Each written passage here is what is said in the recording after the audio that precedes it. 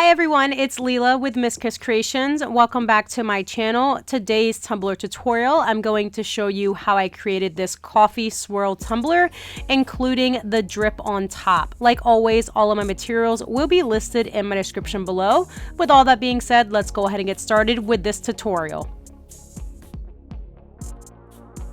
I'm starting with my 12-ounce mug I received from Makerflow Crafts. The links will be listed in my description below.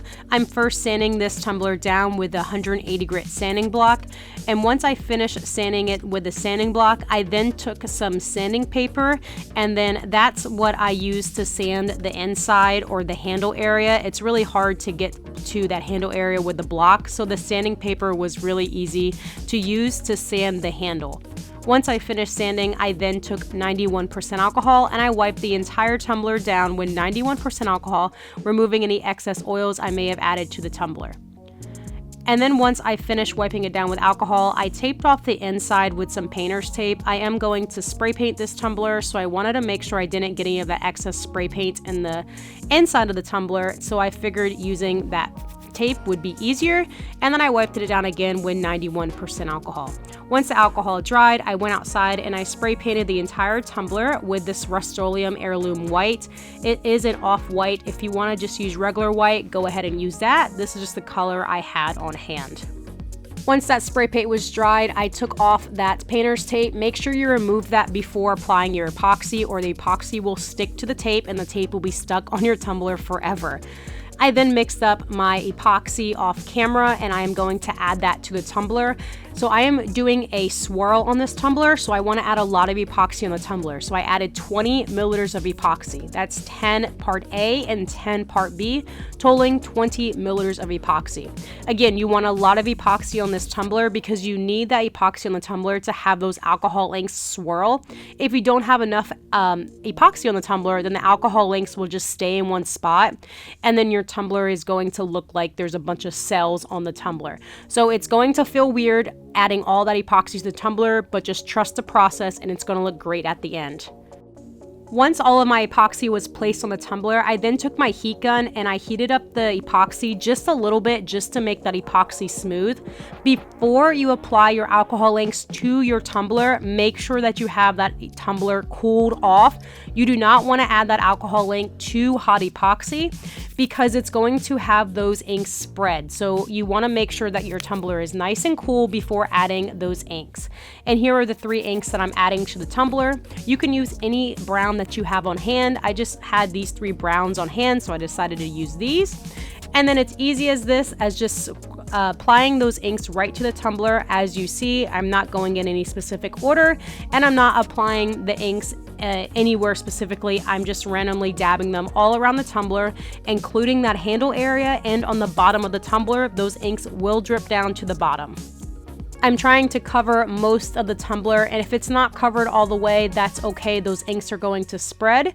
And then I'm adding my white or Blanco. It is not a mixative. It is just a white alcohol ink over those inks. I'm applying that right to the tumbler, and this is going to help that swirl effect. You can see the white on top of the browns. It's starting to give it that coffee look or that cream look. That's what we want. And now I'm going in with my heat gun and I'm applying just a little bit of heat to the tumbler. Again, you don't want a lot of heat to that tumbler because you don't want to separate those inks and you don't want those inks to fade. So what I do is I basically just spin that tumbler around one way and then I spin it the next way. So you see now it's rotating counterclockwise. I then turn off my cup turner and then I remove that tumbler from the cup turner and I let those inks go all around the tumbler. I place the tumbler right side up, upside down, and you want to make sure those inks are moving. If those inks aren't moving, add a little bit more heat to your tumbler, heat up that epoxy a little bit, and then do that process again, and then place your tumbler back on your cup turner. And once you're satisfied with how your coffee swirl looks on your tumbler, let your tumbler spin on the cup turner, let that epoxy cure, and once it's cured, we'll move on with adding that decal to the tumbler.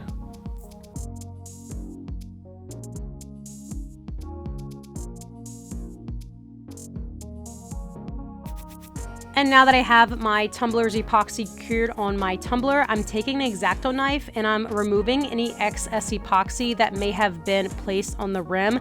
I do this after every coat of epoxy just to make it easier to cut off the rim at the end. And then after I do that, I'm taking my 180 grit sanding block and I'm sanding that rim of the tumbler just to give it a nice and smooth finish. And then I'm going around the entire tumbler and sanding that tumbler just in case there was any bumps that was created from the epoxy or the inks.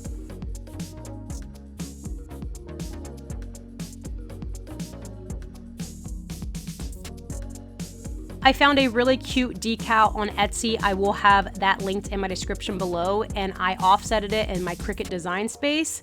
I then added it on the tumbler. So I wanted to show y'all this little hack. I don't know if it's a hack, but this is something that I do whenever I offset. I place the bottom of my offset on my table and then I tape down that backing onto the table because a lot of times that backing likes to stick to the transfer tape immediately and then I can't center my offset, if that makes sense. So taping that down with some painter's tape really does help me center that decal over that bottom decal, and then I can remove that paint easily and apply it to my tumbler.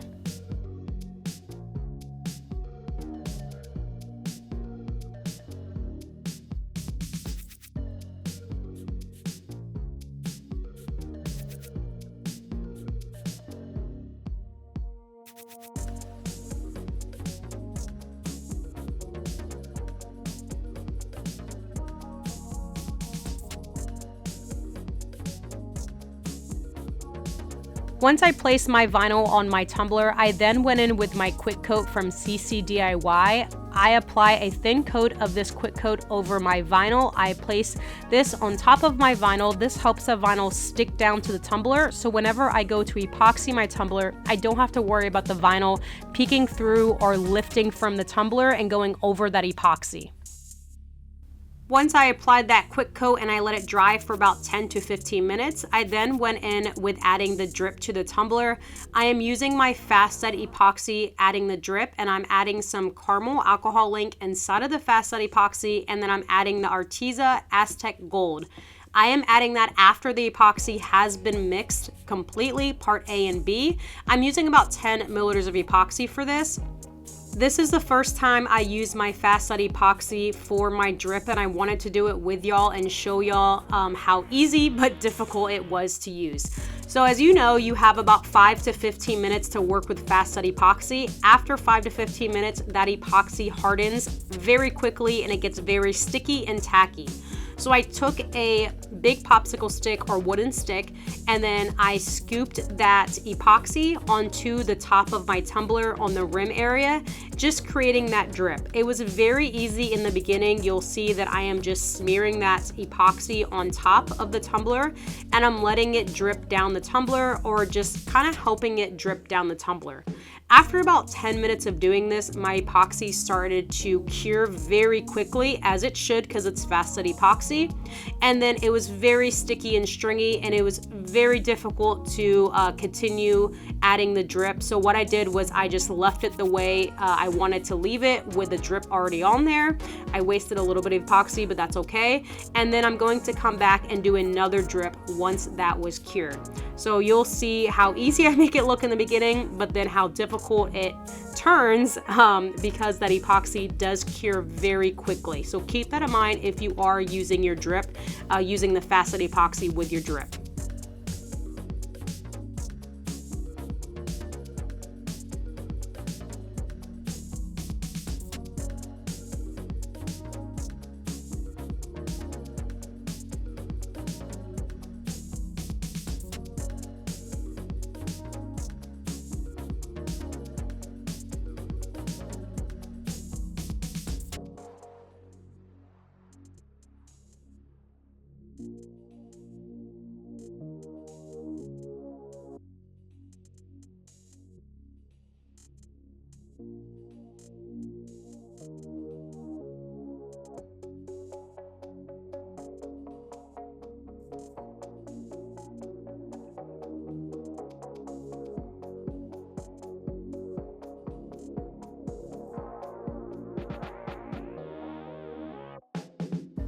And after I added all of the drip to the tumbler, I then let that tumbler spin on my cup turner for about 2 or 3 hours, and I let that epoxy cure.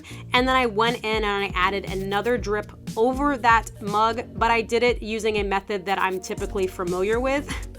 Before I added the drip, I took an X-Acto knife again, and then I trimmed any of that excess epoxy that may have been placed on the rim. Again, doing this after every epoxy step just to save some time and effort at the end of the process. And I also sanded that rim one more time with my 180 grit sanding block just to have a very clean rim and make sure there was no epoxy sticking up. Once I was finished sanding, I then went in with my second drip. I'm using 10 milliliters of epoxy again, so that's 5 part A and 5 part B. I'm adding part B and part A into the cup. I'm making sure that I'm mixing my epoxy completely before I am doing my drip. So make sure you're mixing your part A, your part B, completely until adding that drip. So I'm doing the drip the way that I typically do my drip, which is using my Nice and Thick from CC DIY right here. And what this is this is a powder, and you add this to your already mixed epoxy, and whenever you add it to your epoxy, it thickens it up. So this is the way that I always do my drips. I find this the easiest way to apply my drips to my tumbler. The only thing with this is you have to add a little bit of the powder at a time.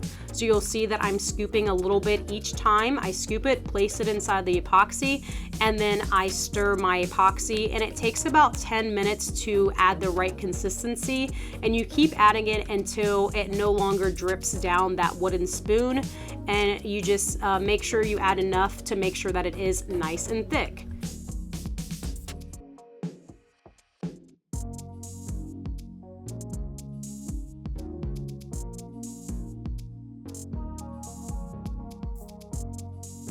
Once I get my epoxy to the right consistency, I then add my alcohol ink to my mix. I stir that until it's one consistent color, and then I add my acrylic paint until it's one consistent color as well. And you can see that that's starting to get tacky, it's starting to get drip-like, and it's starting to really be thick, so I can add that drip to the tumbler.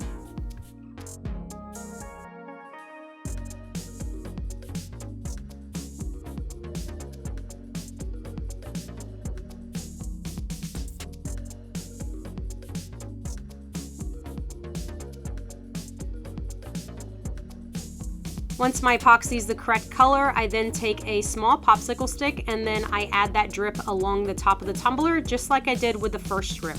Now, the second drip or the second coat of epoxy really isn't needed, but I just wanted to show y'all the two ways to add your drip to the tumbler, and either way could be easy for you or either way you can use. I just wanted to give y'all some options and show y'all that there's not just one way to add drips to your tumbler. And I really like the color of this drip because it really looks like a caramel iced or caramel coffee drip. Once I added all the drip to the tumbler, I then let the tumbler sit right side up. It will not drip down the tumbler for 24 hours, and I let that epoxy completely cure. Once that tumbler was completely cured, I then went in with another coat of epoxy.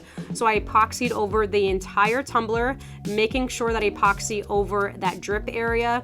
I used 10 milliliters of epoxy. That's 5 mLs part A and 5 mLs part B, totaling 10 milliliters of epoxy. You may have to add another 10 milliliters of epoxy over that just to lock in that decal a little bit more, just in case that decal does peek through that epoxy area.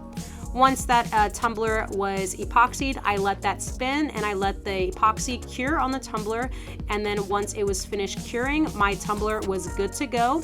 All I had to do was X-Acto knife some of the top area again, clean out the inside, and my tumbler was completely finished. Look at that shine, look at that beautiful coffee swirl.